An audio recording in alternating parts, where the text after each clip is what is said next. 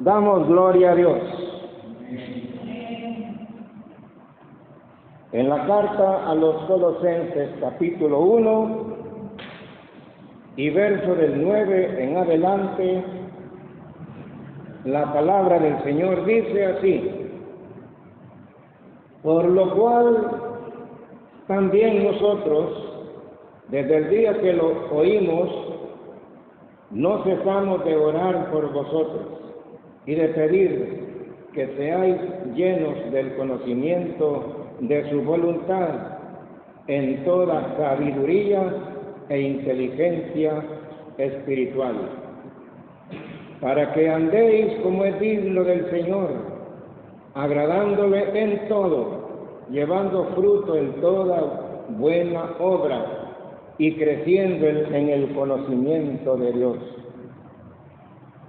fortalecidos con todo poder, conforme a la potencia de su gloria, para toda paciencia y longanimidad, con gozo, dando gracias al Padre que nos hizo aptos para participar de la herencia de los santos en luz, el cual nos ha librado de la potestad de las tinieblas y trasladado al reino de su amado Hijo, en quien tenemos redención por su sangre, el perdón de pecados. Muchas gracias te damos, Señor Dios Todopoderoso, porque nos concedes estar aquí en tu casa para llevar el mensaje de tu palabra. Ayúdanos, Señor. Necesitamos tu ayuda y tu guianza divina. Te lo pedimos en el nombre precioso de Jesús. Amén. En esta noche vamos a hablar sobre 6 principios morales de un cristiano. 6 principios morales de un cristiano. Esto es lo que extraemos de la palabra de Dios en esta noche.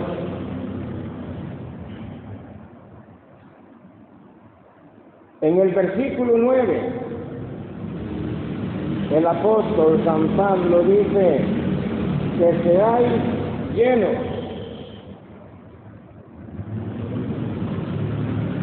Por lo cual también nosotros, desde el día que lo oímos, no cesamos de orar por vosotros y de pedir que seáis llenos del conocimiento de su voluntad y en toda sabiduría e inteligencia espiritual. El apóstol Pablo nos está pidiendo, mis amados hermanos y hermanas, que seamos llenos. ¿Llenos de qué? Llenos del conocimiento de la voluntad de Dios.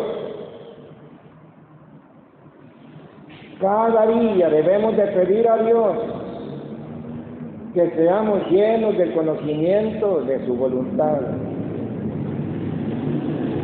Es de muchísima importancia, mis amados hermanos, es de muchísima importancia conocer la voluntad de Dios en nuestra vida. No solamente conocer la voluntad de Dios en nuestra vida, sino hacer la voluntad de Dios. Porque conocer la voluntad de Dios en nuestra vida es un conocimiento intelectual, pero hacer la voluntad de Dios es diferente. No solamente conocer, sino obedecer la voluntad de Dios, mis amados hermanos. Y el apóstol Pablo eso nos aconseja, y de pedir que sea lleno del conocimiento de la voluntad de Dios. El que sabe la voluntad de Dios, el que conoce la voluntad de Dios, vive una vida recta delante de Dios. Vive una vida temerosa delante de Dios, de no hacer aquello, de no practicar aquello que desagrada a Dios. La meta del cristiano en este mundo es agradar a Dios. No tenemos más a quien agradar en este mundo, sino a Dios. ¿Qué dice la Biblia, hermanos, de Enoc? Ahí está, en Hebreos, hermanos, en el capítulo 11 de Hebreos y versículo 5, dice que por la fe Enoc fue traspuesto para no ver muerte, y no fue hallado porque lo traspuso Dios, y antes que fuese traspuesto, tuvo testimonio de haber agradado a Dios. Esto quiere decir, hermanos, que cada uno de nosotros debe de tener mucho cuidado con nuestra conducta. Uno debe de tener mucho cuidado con el lenguaje que tenemos, con el vocabulario que usamos.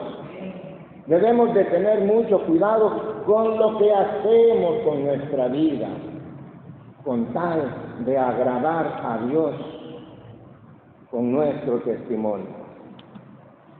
El objetivo de la palabra de Dios en Colosenses 4:12 leemos: para que estéis firmes y perfectos y completos en todo lo que Dios quiere. Miren, aquí usa el escritor, el apóstol Pablo, para que estéis firmes.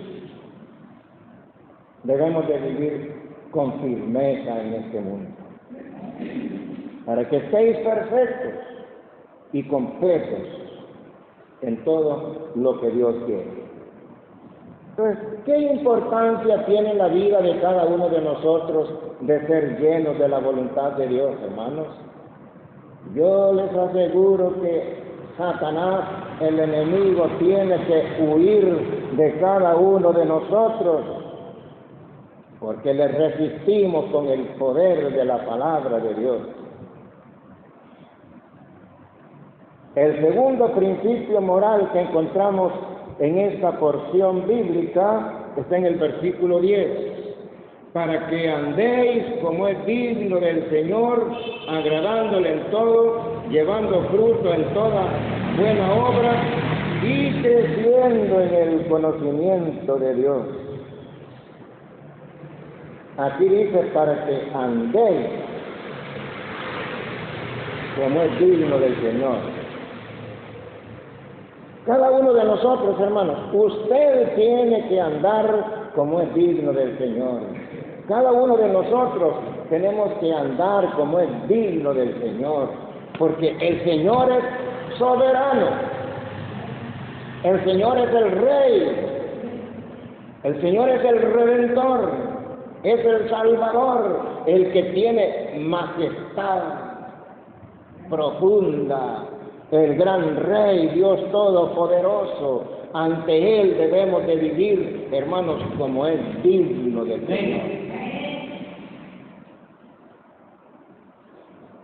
Y aquí cuando dice para que andéis como es digno del Señor, aquí nos está hablando de una conducta. ¿Cuál es nuestra conducta en nuestro diario vivir? A veces nosotros cambiamos conducta,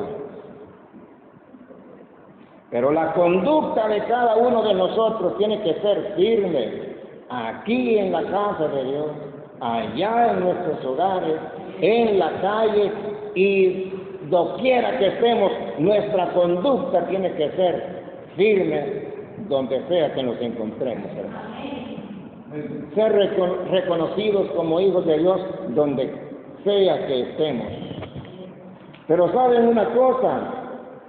Hay hermanos que se parecen al camaleón. El camaleón toma color donde se para. Si está en una pared blanca, el camaleón se ve blanco. Si está en una pared negra, el camaleón toma una un color negro. Si se para en una pared de adobe, toma el color del adobe.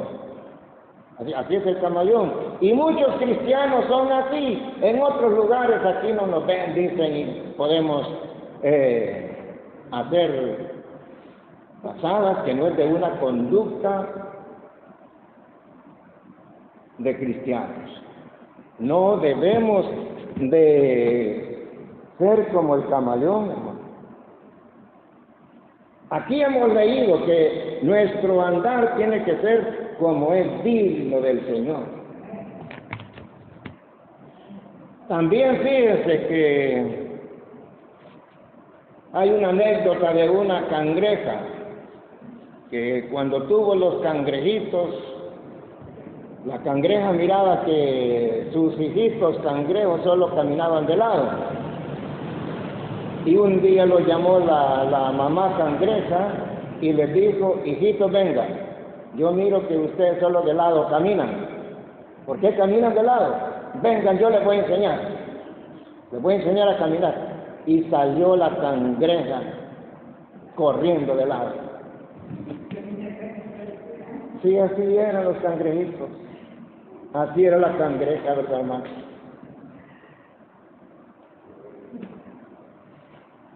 Que no podemos enseñar nosotros algo que no estemos practicando.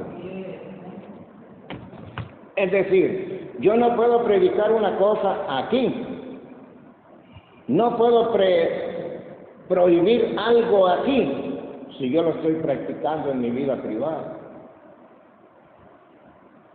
Es inmoral predicar una cosa que no se está viviendo. Entonces, esta cangreja les quería enseñar a caminar, pero así era la cangreja. Vean lo que dice Efesios 4:1.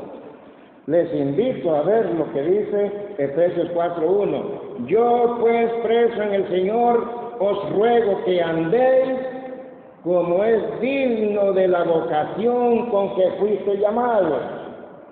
¿Cuál es la vocación de cada uno de nosotros? Hemos sido llamados a vivir una vida de santidad delante de Dios. Esa es la vocación que Dios nos ha dado. Y Filipenses, tenemos en Filipenses una cita en capítulo 1, verso 27, dice así la palabra: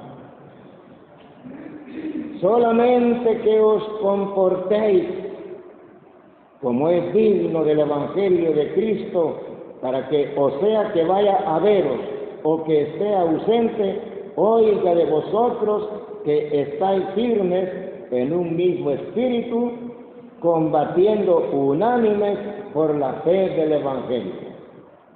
Así quiere el Señor que seamos, hermanos.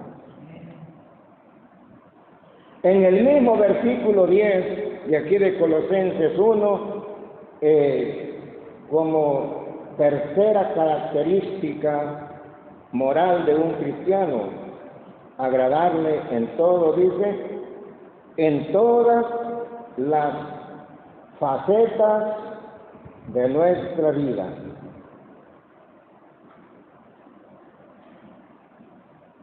En nuestras palabras y en nuestra conducta, nosotros tenemos que vivir agradando a Dios.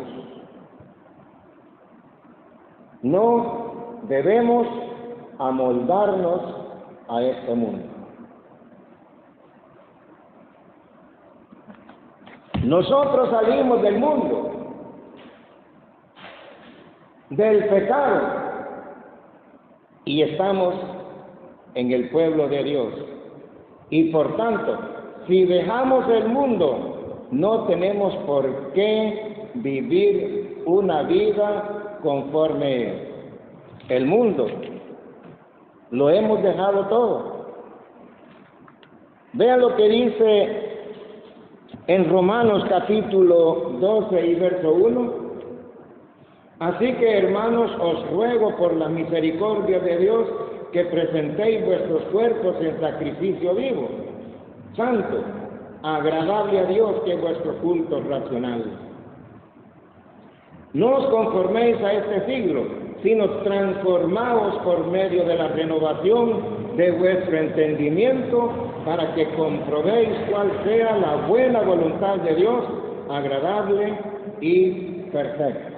¿Cuál es el mandamiento de Pablo aquí? No conformarnos a este siglo. Que el mundo siga sus normas, que el mundo siga sus culturas, que el mundo siga sus modas, pero hoy estamos en una nueva cultura, en una nueva norma, que es el Evangelio de nuestro Señor Jesucristo. Aquí es donde nosotros debemos de vivir siempre agradando a nuestro Señor Jesucristo. En el versículo 10 dice que debemos de llevar fruto. Llevando fruto, dice, en todo. Llevando fruto en toda buena obra y creciendo en el conocimiento de Dios. ¿Qué se necesita, hermanos, para llevar fruto? Permanecer en Cristo. ¿Por qué no hubo fruto en la viña de Isaías capítulo 5 y versículo 1 al 7? El Señor dice en su palabra, en el libro de Isaías, esa parábola se llama parábola de la viña del Señor. Y el Señor dice en su palabra, ahora cantaré por mi amado, el cantar de mi amado a su viña. Tenía mi amado una viña en una ladera fértil. Dense cuenta, mis amados hermanos, que el versículo 1 dice que esta viña estaba en una ladera fértil.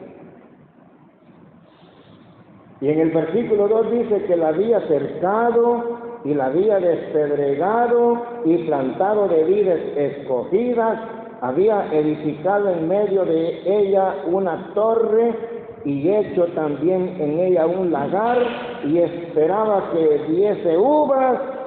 ¿Y qué dio? Uvas silvestres. ¿Qué se esperaba de esa viña, mis amados hermanos? Si esta viña, este terreno había sido cuidadosamente preparado, la había cercado, la había despedregado y había plantado de vides escogidas, un almácigo escogido, una semilla escogida, y esperaba el viñador que diese uvas, y dio uvas silvestres. También dice que puso una torre para cuidarla y vigilarla. Sin embargo, no dio. ¿Por qué? Porque hay mucho pueblo desobediente en la iglesia del Señor. En todas las iglesias del Señor están dando uvas amargas, uvas silvestres, lo que le desagrada a Dios. Y el Señor pregunta ahora, en el versículo 3, ahora pues, vecinos de Jerusalén y varones de Judá, juzgad ahora entre mí y mi viña. ¿Qué se podía hacer a mi viña que yo no haya hecho en ella? Si lo había hecho todo preparado, ¿cómo es que yo esperaba uvas? Y ha dado uvas silvestres. Os mostraré, dice el Señor, os mostraré pues ahora lo que haré yo a mi viña. Le quitaré su vallado No sé qué saben ustedes sobre esto. Le quitaré su vallado. El cerco, eso quiere decir. Les quitaré el cerco. ¿Y qué significa eso? Les quitaré el cerco. Ya no tenía protección. Y será consumido, dice, aportillaré su cerca. Aportillar es como quien le hace hoyos o cuevas a una pared, y es un tapial, romper el tapial, para que se metan los animales. Aportillaré su cerca y será hollada. La palabra hollada es una palabra que quiere decir pisoteada. Pisoteada, eso quiere decir hollada. Haré que quede desierta, no será podada ni cavada, y crecerán el cardo y los espinos, y aún a las nubes mandaré que no derramen lluvia sobre ella. ¿De quién creen ustedes que está hablando aquí el profeta Isaías? Está hablando del pueblo de Israel, pero también de la iglesia, de cada uno de nosotros. Oigan lo que dice el verso 7. Ciertamente la viña de Jehová de los ejércitos es la casa de Israel. Podemos leer este versículo así: ciertamente la viña de Jehová de los ejércitos es la iglesia del Señor, y los hombres de Judá planta deliciosa suya. Esperaba juicio y aquí vileza, justicia y aquí clamor. Es decir, hermanos, que nosotros como viña del Señor tenemos que dar fruto para el Señor. Pero de aquel fruto, esas uvas que son rojitas, grandes y dulces. Pero aquí las uvas que dio el pueblo de Israel eran unas uvas empedernidas, uvas agrias, amargas, chiquitas. ¿Qué clase de fruto estamos dando nosotros para Cristo, hermanos? Estaremos dando uvas hermosas, rojas. ¿Cómo? Sí, muchos de los hermanos en las diferentes iglesias del Señor están dando uvas agrias, amargas, empedernidas. Eso quiere decir un fruto que no agrada a Dios, no satisface a Dios. Debemos de tener cuidado, hermanos, porque si no, miren, el Señor Jesucristo va a entrar a su viña y va a traer un escarmiento, de aquellos escarmientos que muchas veces no los podemos soportar. ¿Saben qué es el escarmiento, hermano? Bueno,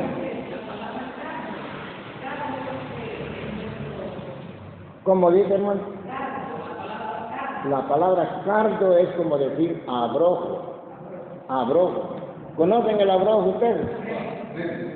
El abrojo es una florecita amarilla, ¿verdad? Y hay terrenos que se llenan de la florecita amarilla.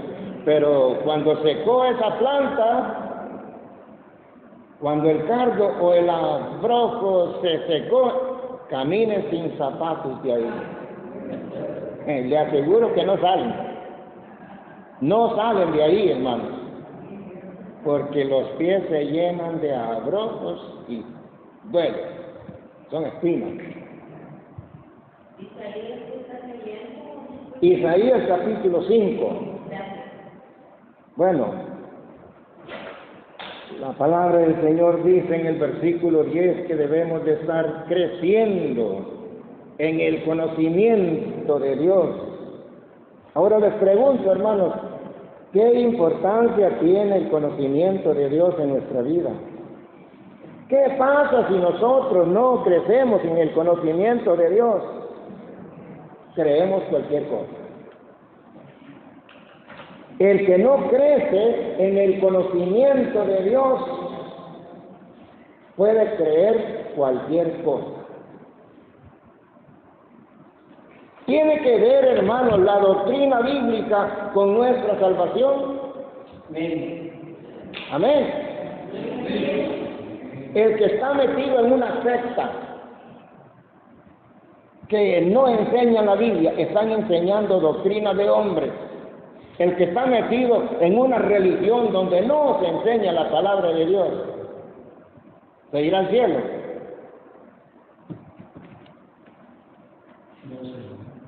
No.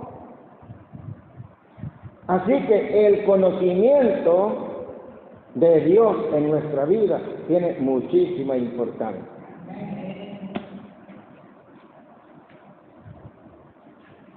Hay personas que son muy sinceras en su religión, profundamente sinceros en lo que creen, profundamente sinceras en esas doctrinas.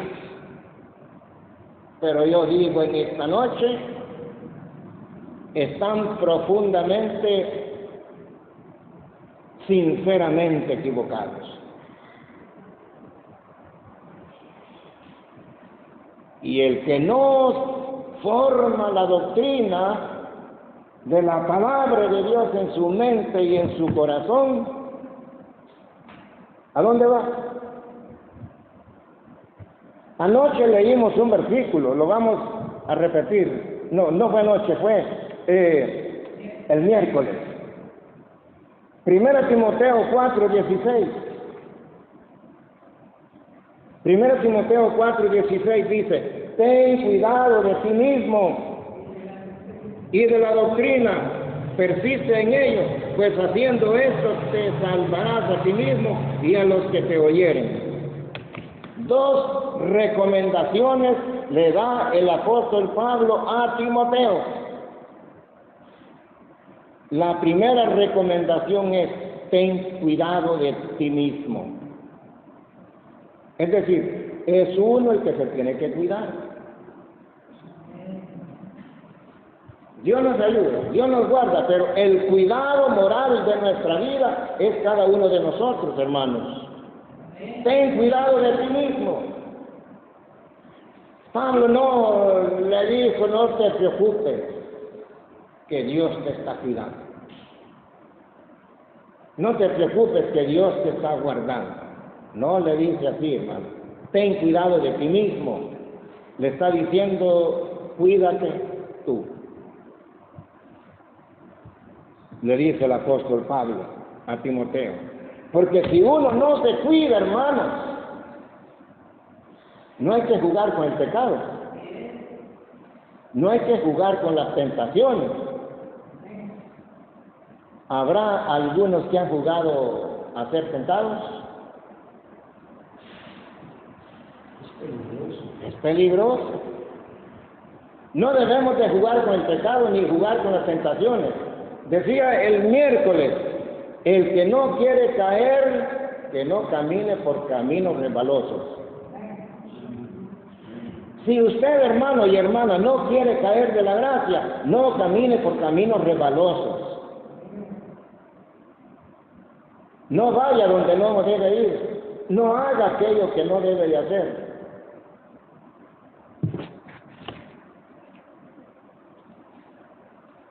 Ten cuidado de ti mismo y de la doctrina. Así que el apóstol Pablo le recomienda también a Timoteo: ten cuidado de lo que estás enseñando. Porque el que no tiene una doctrina bíblica se pierde. No debemos de creer en cosas aparte de lo que dice la palabra de Dios. Esta es la verdad absoluta de Dios, la palabra de Dios. Sin el conocimiento de Dios, podemos tomar decisiones incorrectas. Sin el conocimiento de Dios, podemos tomar decisiones equivocadas. Y puede haber un desvío doctrinal y de los principios fundamentales de la palabra de Dios. Hay quienes resultan predicando, solo leen la porción en la que se van a basar para predicar. Leyeron una porción y guardan la Biblia y ya no más vuelven al texto leído y comienzan, se sueltan a predicar y a predicar y a predicar y a predicar y no vuelven al texto leído. Muy peligroso. Pueden decir cosas equivocadas.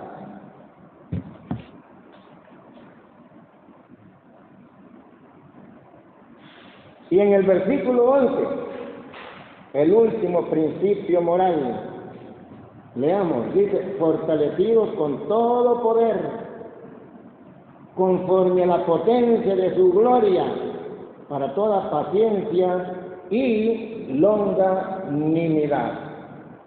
Amén. ¿De dónde viene la fuerza, hermanos? De Dios. Capítulo 6 de Efesios y verso 10. En adelante, ahí nos dice que nuestra fuerza viene de Dios, hermanos. Efesios capítulo 6. Vean por favor cómo dice el apóstol San Pablo. Por lo demás, hermanos míos, fortaleceos en el Señor y en el poder de su fuerza. El Señor tiene poder,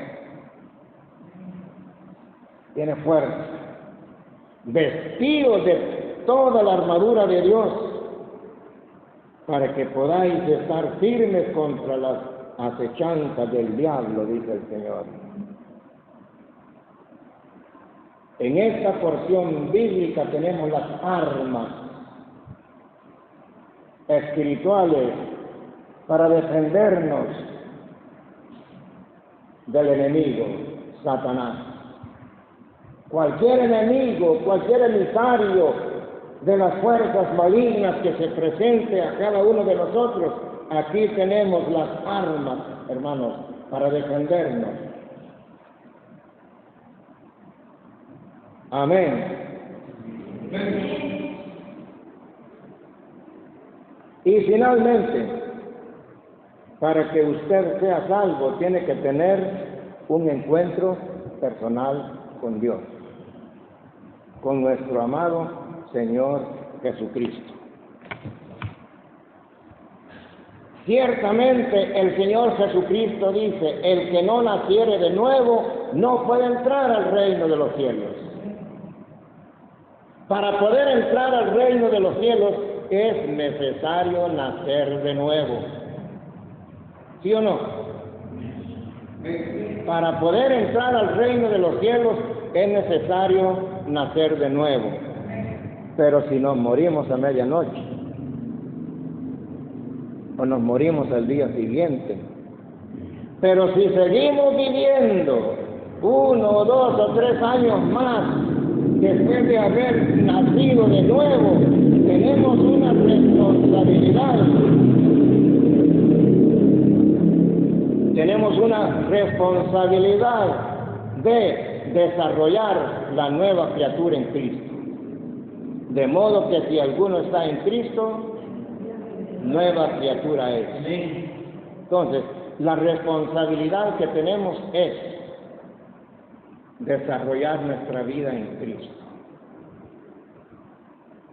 Porque si no desarrollamos, si no internalizamos, si no integramos la palabra de Dios y a Dios en nuestra mente y corazón, hay peligro de jugar con el pecado, de jugar con la tentación, y podemos fracasar con nuestra vida espiritual.